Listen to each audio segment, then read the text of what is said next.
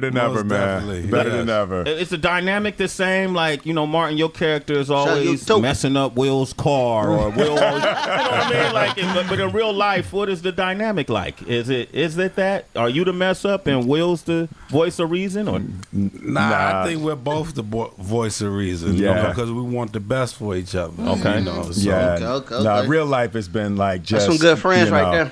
We on set, the work environment is like absolute respect. Okay. Right? You know, and we are there to win as a team. We're there to win together. So it's like an energy of service to one another that it's like, you know, make me teary when I think about this dude.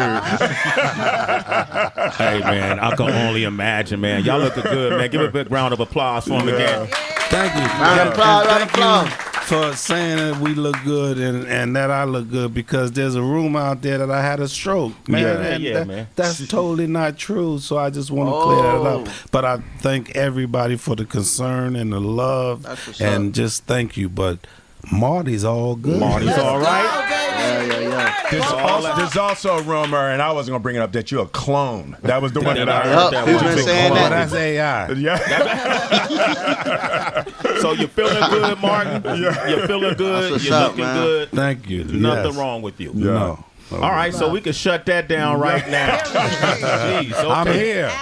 I'm here. Yeah. You know, it's People just getting old, man. I look at you too, because we you know, we're cut from the same cloth, came up around the same time. You know, y'all just made it bigger, quicker than me, and a lot more money. I still get up every morning, Will. No. It's kind of fucked up, right? Oh no, we getting up every morning. We getting up every morning still. Okay. No, it's a really beautiful time, man. When I tell you, like, when I look at this movie, I've been watching it with a bunch of audiences, and it really is centered on love and friendship and the joy and. I'm sorry for pausing, man. People say it's a good movie, bro. I want to see the movie, bro. My girlfriend, she don't watch Bad Boys, so it's like, bro, I'm gonna have to for something, man. Like, I don't know. I might take my mama or something. Fun that comes out of having a ride or die. If you've seen it, comment down below. When you just center it on that and then allow the comedy and everything to come out of that, you know, it's fantastic watching people watch the movie and they don't even you're not thinking about that when you're watching it, but what you're really seeing is 30 years of people. Dang. We've been partners in this business more than half of our lives. Wow. You know, it's like the first movie was 30 years ago. Wow. Yo, and 95. you know, and when you look back, it's like you don't realize you're like signing your life with somebody. You know, we just looked up and it was 30 years. we got married 30 years ago. Been stuck in that marriage the whole time. Been stuck in the marriage the whole time. One of the things I saw a thread, and I really started seeing this in the third movie, is you guys as these officers, but you're starting to deal with getting old, aging, right? Exactly. You know? And in this particular movie, without giving it away, you deal with immortality. Yes, absolutely. Right? Both of your characters deal with immortality. Yeah.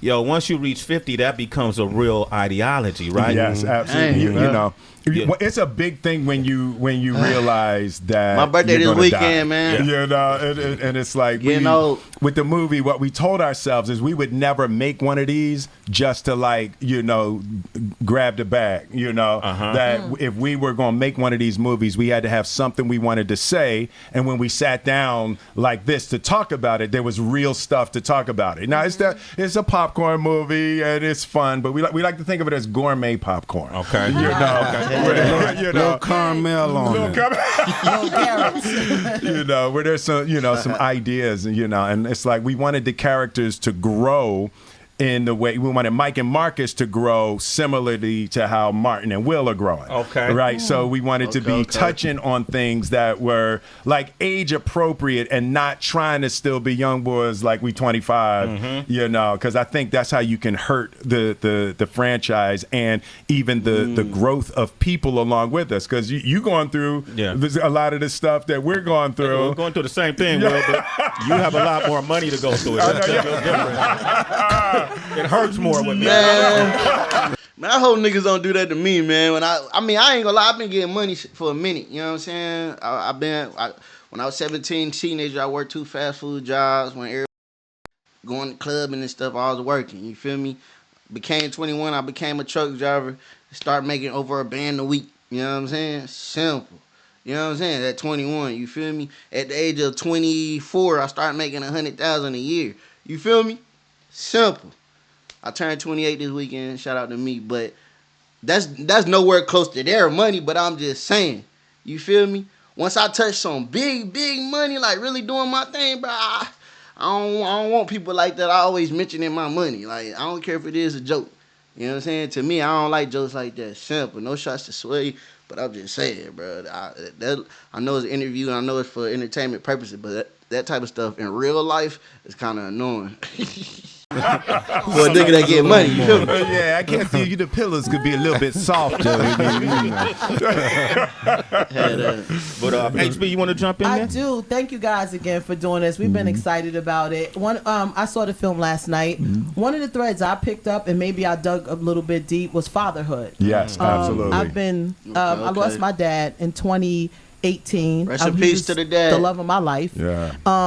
When I watched the film, it made me think about you guys both 30 years ago. Yeah. Because I noticed that fabulous episode on The Fresh Prince of Bel-Air when Ben Vereen played your dad, and how that stuck with me forever. Yeah. Oh, yeah, but Martin, when I thought crazy. about you and the Martin show, there was never a father figure on there, and the father. And I wonder, was that on purpose? If you can answer that, and Will, and why that episode was so important. Why Martin Payne never had a father figure on the show? A good question. Cause my dad wasn't really there, you know, like my mom. My mom's was the rock. Yeah. She was the mom and dad. You know, my father was there sometimes, but not enough. You know. So you never chose to address it like how the Will character addressed it on The Fresh Prince? No, I chose to highlight my mother, the strength who guided me to be who I am. Wow, thank you for that. And because it made me think about it last night. Yeah, and for me, I've had a did put that real nigga on the spot. transformation of my perception of my father in the last probably 5 years. My father died in 2016. Rest in peace. So rest in peace. it was, you know, I always had the impression of my father as like a really oppressive. He was military, you know, and you know, we had to put hospital corners on our beds. Wow. You know, making our bed and our shoes tied in the closet. You know, it was like it was really military, and I had a negative perception of that. And then after my father passed and I wrote my book and I got to really look at it, is when my impression of my father adjusted. It's like, you know, he prepared me for the absolute ordeals of life. Like he played an ogre in my life, so I knew how to deal with that, you know, and I saw him totally different in the last few years of my life. That's because facts, of the weight and the pressure that he put on me. I am emotionally invincible. Like he created a spirit within me when I was really young, nigga. that I'm unbreakable. And I used to not quite. I used to almost hate him for it, and now I see what he was doing. He taught me to survive hell.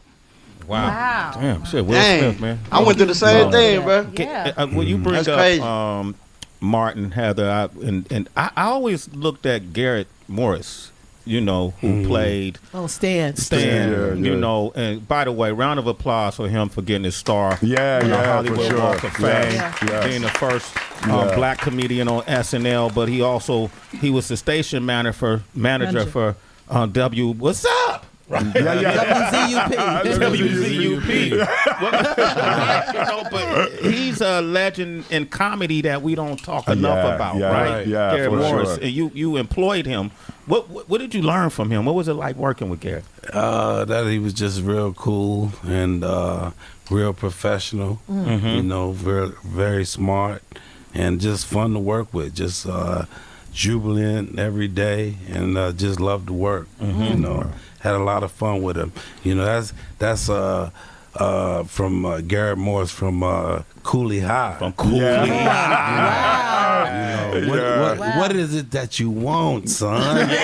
Knowledge will get it for you. Yes, exactly. That's classic. When you look at that, and I think about his time coming up, Garrett Morris, and now the current landscape of comedians, especially black comedians, it's been a fiery year. Yeah. You know, it's been a lot of truths, coming to the surface. When you sit back and assess that, what are your thoughts on that? A lot of comedians are talking about a lot of comedians, and it's creating this energy. What are your thoughts about that? Well, I don't know about, talking about other comedians in a negative way. I mean, if you got to fire back, you got to fire back. But, I think comedy should be all about comedy, making the people laugh and giving them what they want. And this world is in enough turmoil and heartache and everything else. And so to use comedy for negativity is just not the way to go.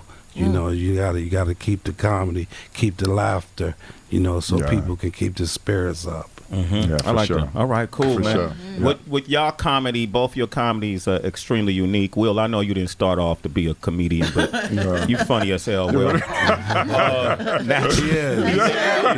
funny dude, man. We'll walk in the room, you start laughing. That's the ears. That's the ears. Yeah, it's my ears. It's the ears. Just make people giggle. Yeah, still works, bro. Still That boy works, look man. like a trophy. Get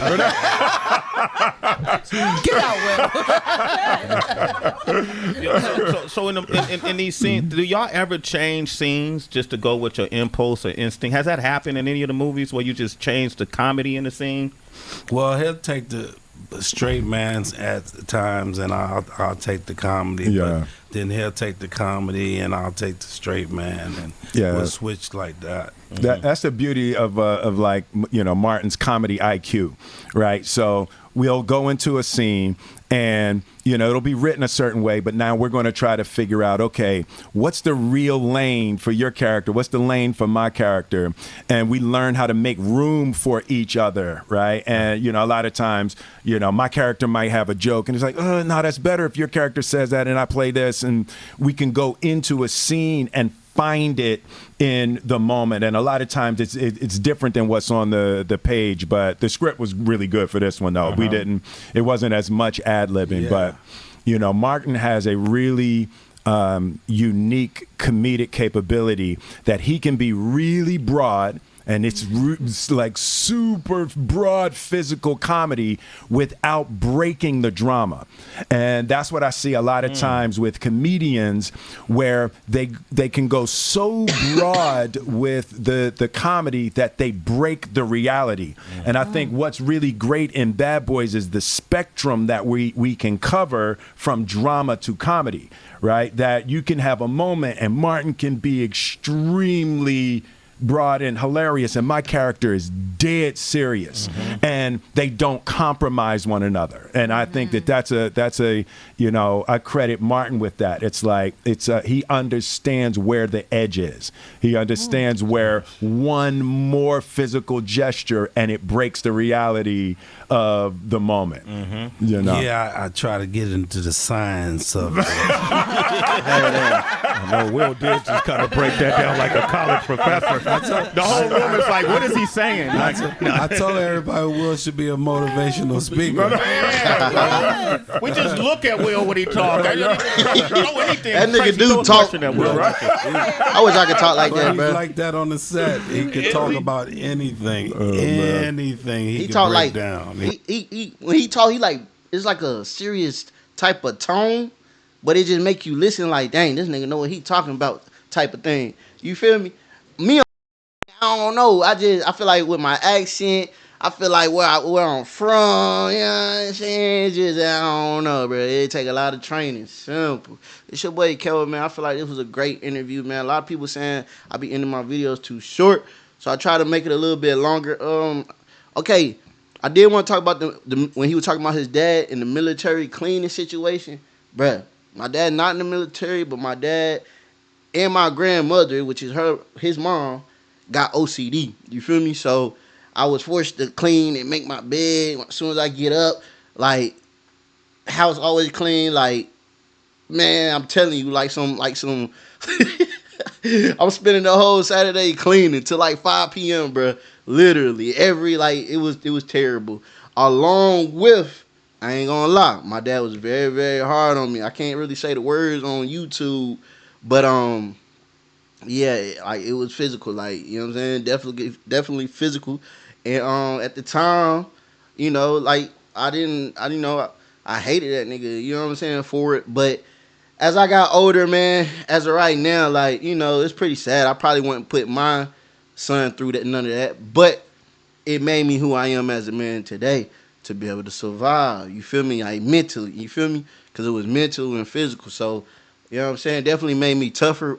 No, I feel like you shouldn't go through none of that. But it make us who, you know, everything you go through, you know, make you who you are as today, man. So shout out to Will. Shout out Martin. I'm glad Martin, you know, clarified and say he's good. He even confirmed he not a clone. But would a clone confirm that clone? Yes or no? I don't think he no clone, man. I think he good, man. I feel like he just getting older, man. You know what I'm saying? Comment down below. I know a lot of people, that's just my opinion. Comment down below your opinion. A lot of people are not going to agree with me. It's okay to agree or disagree, man. That's, you know what I'm saying? That's what it's about. Politicking. Simple. It's your boy, Kevin, man. I'm going to catch y'all in the next one. I appreciate y'all, man. Y'all make sure y'all like the vid for me. And I'm going to see y'all in the next one, all right? Peace.